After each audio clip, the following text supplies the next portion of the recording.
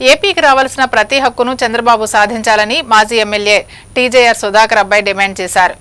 ఏపీకి రావాల్సిన ప్రతి హక్కును చంద్రబాబు సాధించాలని మాజీ ఎమ్మెల్యే టీజేఆర్ సుధాకర్ అబ్బాయి డిమాండ్ చేశారు. శనివారం ఆయన మీడియాతో మాట్లాడుతూ ఏపీకి ప్రత్యేక హోదా గురించి చంద్రబాబు ఎందుకు ప్రశ్నించడం లేదంటూ నిలదీశారు. వైఎస్ జగన్ సీఎంగా ఉన్నప్పుడు ఢిల్లీ వెళ్లిన ప్రతిసారి ప్రత్యేక హోదా గురించి అడిగారని గుర్తు చేశారు. నితీష్ కుమార్ బీహార్కు ప్రత్యేక హోదా కావాలని అడిగిన విషయాన్ని ప్రస్తావించారు. మరి సీఎం చంద్రబాబు ప్రత్యేక హోదా గురించి ఎందుకు అడగడం లేదని ప్రశ్నించారు. తల్లికి వందనం ఎప్పటి నుంచి అమలు చేస్తారో చెప్పాలని, రైతు భరోసా వెంటనే అమలు చేయాలని, 18 ఏళ్లు పైబడిన మహిళలకు ఇస్తామన్న 1500 ఎప్పటి నుంచి ఇస్తారంటూ టీజేఆర్ ప్రశ్నించారు. ఆయన పరిపాలించిన విధానంలో గాని ఏ ఒక్క రోజు కూడా పార్టీల ప్రస్తావనే చేయలేదు. ఈ రోజు మీరు నెల రోజుల్లోనే చూపించేశారు అధికారం ఎందుకు తెచ్చుకోవాలి, అధికారం వస్తే ఏం చేయొచ్చు, అధికారం వస్తే పక్క పార్టీ వాళ్ళ మీద కేసులు ఎట్ట పెట్టొచ్చు, కొట్టడం ఎలా చేయొచ్చు, దోపిడీ ఎలా చేయొచ్చు, దౌర్జన్యం ఎలా చేయొచ్చు, కట్టుకున్న బిల్డింగ్లు ఎలా కూల్చొచ్చో. జగన్మోహన్ రెడ్డి గారు ఆ పాలసీ నమ్మలేదండి. వైఎస్ఆర్ కాంగ్రెస్ పార్టీ పరిపాలనలో, జగన్మోహన్ రెడ్డి గారి పరిపాలనలో పూర్తిగా సంక్షేమాల్ని తీసుకున్నారు, అనుభవించారు. ఇప్పుడు మీరిచ్చిన ప్రధానమైన హామీలో సూపర్ 6 లోని ప్రధానమైన హామీ తల్లికి వందనం కింద 15,000 రూపాయలు ఏ రోజు నుంచి మీరు అమలు పరుస్తున్నారో ఈ రాష్ట్ర ప్రజలకు చెప్పాలి. అలాగనే రైతులకు సీజన్ వచ్చేసింది, వర్షాలు పడినాయి, వ్యవసాయం మొదలు పెట్టుకోవాలి. జగన్మోహన్ రెడ్డి గారు ఆ రోజు చాలా లోతైన విశ్లేషణతో ప్రారంభ దశలోనే పంటకు వ్యవసాయానికి సంబంధించిన ఆధారమైన పెట్టుబడి కింద ఇబ్బంది పడతాడేమోనని ఆ రోజున రైతు భరోసా డబ్బుల్ని తొలి విడతగా ఈ పాటికి మేము వేసేసాం. సోదరులారా, 18 సంవత్సరాలు నిండిన ఆడపడుచులకు 1500 చొప్పున సంవత్సరానికి 18,000 రూపాయలు ఇస్తానని వారు మాటిచ్చారు.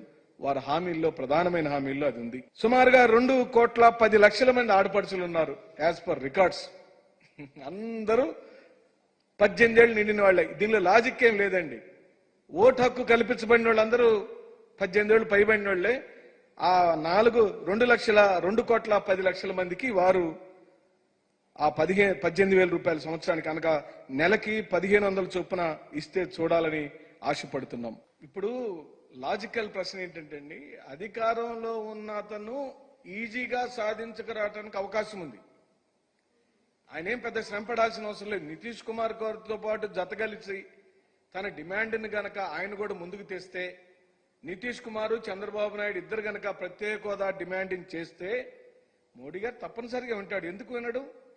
మోడీ గారు ఆధారపడిందే వీళ్ళిద్దరి మీద అయినప్పుడు, భారతదేశ ఎన్డీఏ గవర్నమెంట్ అంతా కూడా ఆంధ్రప్రదేశ్, బీహార్ రాష్ట్రాల మీద ఆధారపడి ఉండినప్పుడు ఆంధ్ర రాష్ట్ర ప్రజల కోసం డిమాండ్ ఎందుకు చేయడాన్ని అడుగుతున్నాం. మా దగ్గర ఉన్న స్వల్ప నెంబర్తో మేము ఇప్పటికే గౌరవ పార్లమెంటరీ పార్టీ నాయకులైన వైవి సుబ్బారెడ్డి గారు పార్లమెంట్ తన రాజ్యసభ ప్రసంగంలో ప్రత్యేక హోదా డిమాండ్ చేశారు. మేము డిమాండ్ చేస్తూనే ఉంటాం, మేము పోరాడుతూనే ఉంటాం.